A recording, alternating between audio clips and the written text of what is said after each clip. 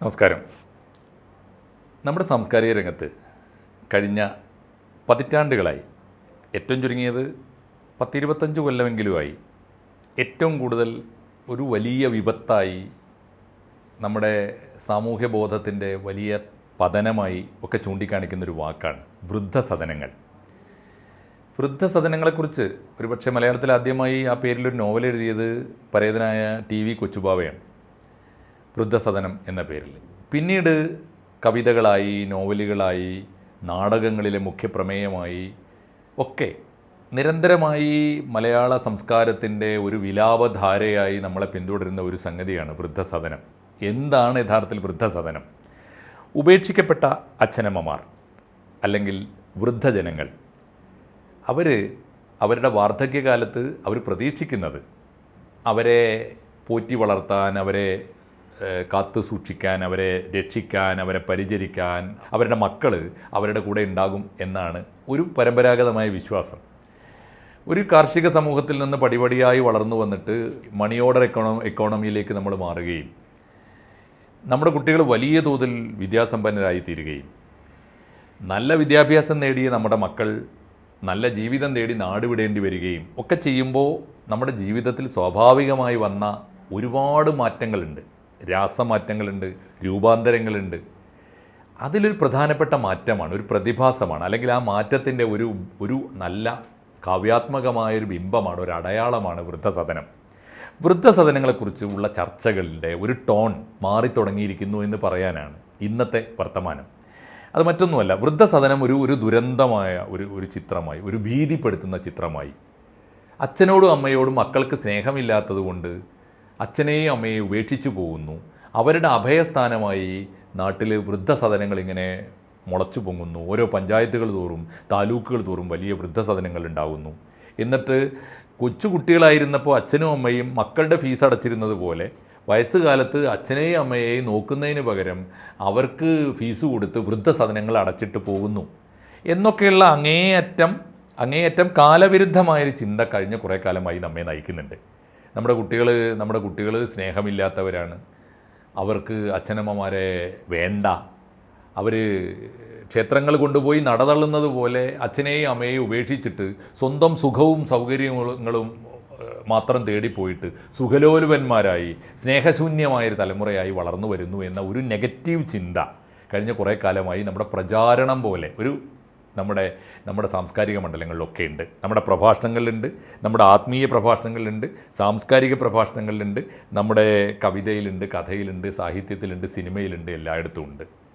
സത്യത്തിൽ ചിത്രം മാറി വരികയാണ്. ഞാൻ ഏറ്റവും ഒടുവിൽ കണ്ടത് മരിച്ചുപോയ മലയാളത്തിൻ്റെ പ്രിയപ്പെട്ട ഹാസ്യ നടൻ മാമുക്കോയ അദ്ദേഹത്തിൻ്റെ ഓർമ്മകൾ, അദ്ദേഹത്തിൻ്റെ ജീവിതം താഹാമാടായി എന്ന ഒരു ഗോസ്റ്റ് റൈറ്റിംഗ് എന്ന് പറയുന്ന ഈ കേട്ടെഴുത്ത് മലയാളത്തിലൊരു പുതിയ സാഹിത്യശാഖയാണ്.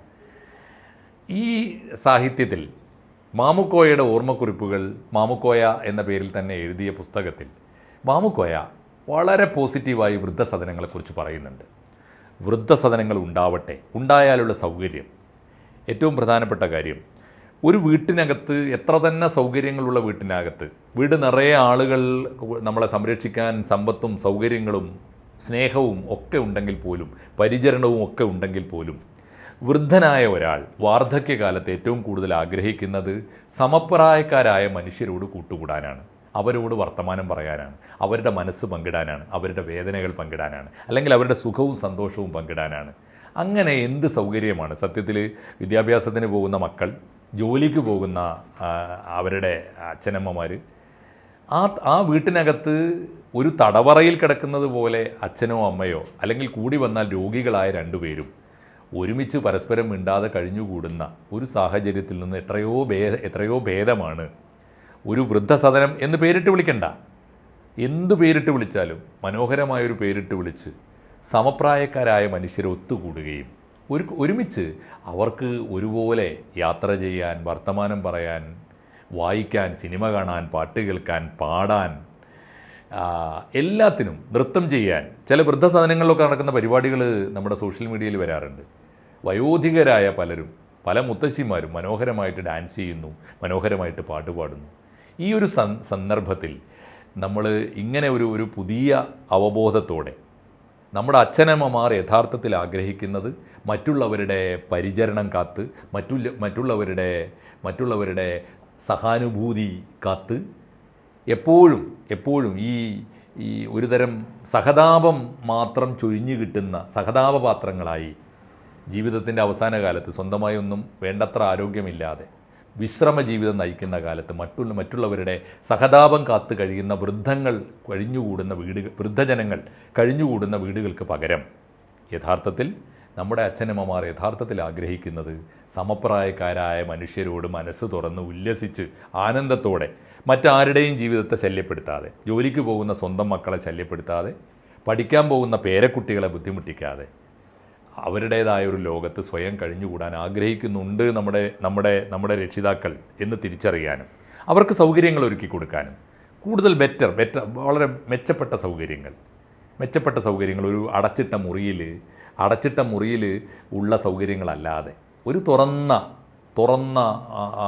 തുറന്ന പൂവാടി പോലെ, വലിയ പൂങ്കാവനം പോലെ വിശാലമായ സൗകര്യങ്ങളോടെ തുറന്ന മനസ്സോടെ ധാരാളം എന്തൊക്കെ ആവശ്യമുണ്ടോ ആ സൗകര്യങ്ങളൊക്കെ അനുഭവിക്കുന്ന ഒരു മട്ടിലേക്ക് നമ്മുടെ വൃദ്ധസദനങ്ങൾ മാറുകയും അത്തരത്തിലുള്ള വൃദ്ധസദനങ്ങളെ വയോജനങ്ങൾക്ക് ഉല്ലാസപൂർവ്വം താമസിക്കാവുന്ന, അവർക്കൊരിക്കലും വീട്ടിൽ പോകണമെന്ന് ആഗ്രഹിക്കാതെ അവരെ വല്ലപ്പോഴും വിസിറ്റേഴ്സായിട്ട്, കാണികളായി, സന്ദർശകരായിട്ട് കാണാൻ സ്വന്തം മക്കൾക്ക് താല്പര്യപൂർവ്വം ചെന്ന് കാണാൻ തോന്നുന്ന, ബന്ധപ്പെട്ടവർ വന്നാൽ എത്രയും വേഗം പൊയ്ക്കൊള്ളണമേ, ഞങ്ങളുടെ എൻ്റർടൈൻമെൻറ്റിൻ്റെ കാര്യത്തിൽ ആ സ്വർഗത്തിൽ കട്ടുറുമ്പുകളാകരുതേ എന്ന് മക്കളെക്കുറിച്ച് ചിന്തിക്കുന്ന മട്ടിൽ ആരോഗ്യകരമായ ഒരു വൃദ്ധസദനത്തിൻ്റെ സംവിധാനം വരേണ്ടതല്ലേ?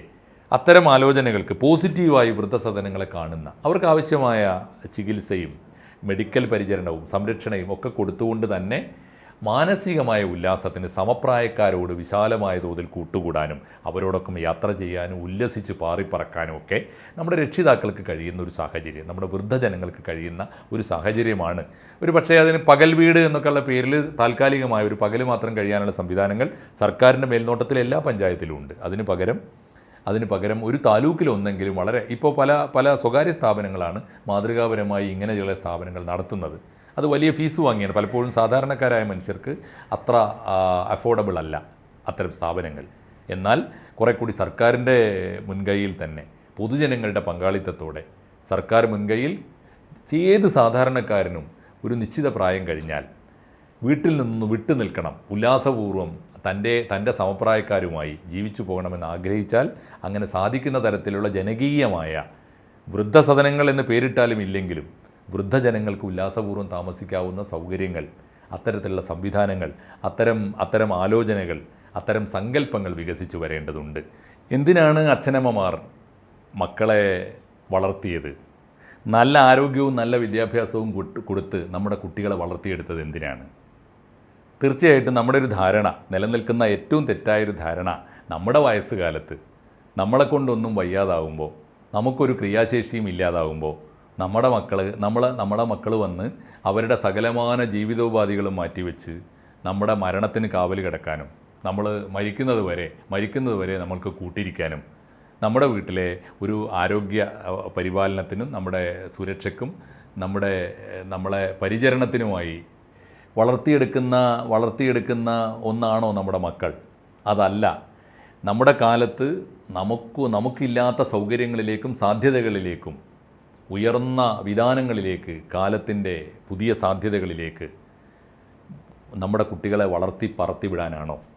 അങ്ങനെ പടർത്തിവിടുന്ന കുട്ടികളെ ഏത് സമയത്തും തിരിച്ചു വലിക്കാവുന്ന ഒരു ചരട് ആവശ്യമുണ്ടോ?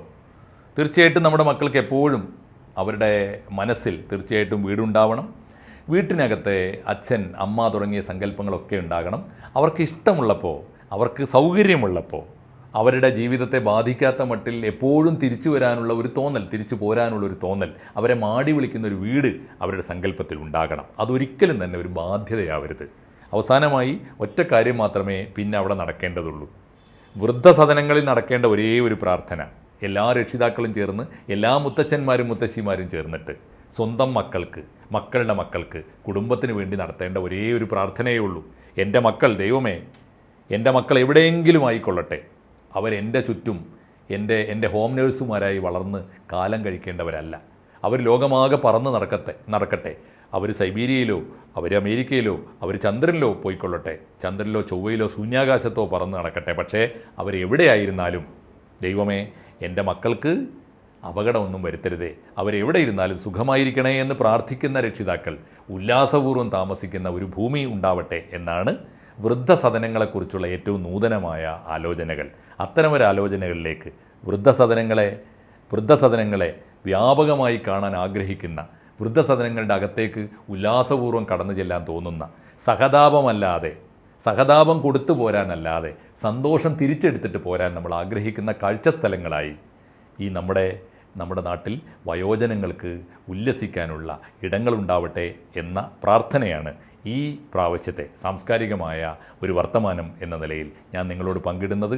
നിങ്ങൾ തീർച്ചയായും ഈ ഒരു ആശയത്തെക്കുറിച്ച് ആലോചിക്കാനും ഇത്തരത്തിലുള്ള ആശയങ്ങളോട് പ്രതികരിക്കാനും ഇത്തരം ആശയങ്ങളോടെ കൂട്ടായ്മ രൂപപ്പെടുത്താനും ശ്രമിക്കേണ്ടതുണ്ട് എന്നുകൂടി പറഞ്ഞുകൊള്ളട്ടെ. നമസ്കാരം. കൂടുതൽ വാർത്തകളും വിശേഷങ്ങളും നിങ്ങളിലേക്ക് എത്താൻ ABC മലയാളം സബ്സ്ക്രൈബ് ചെയ്യുക, ബെൽ ബട്ടണും അമർത്തുക.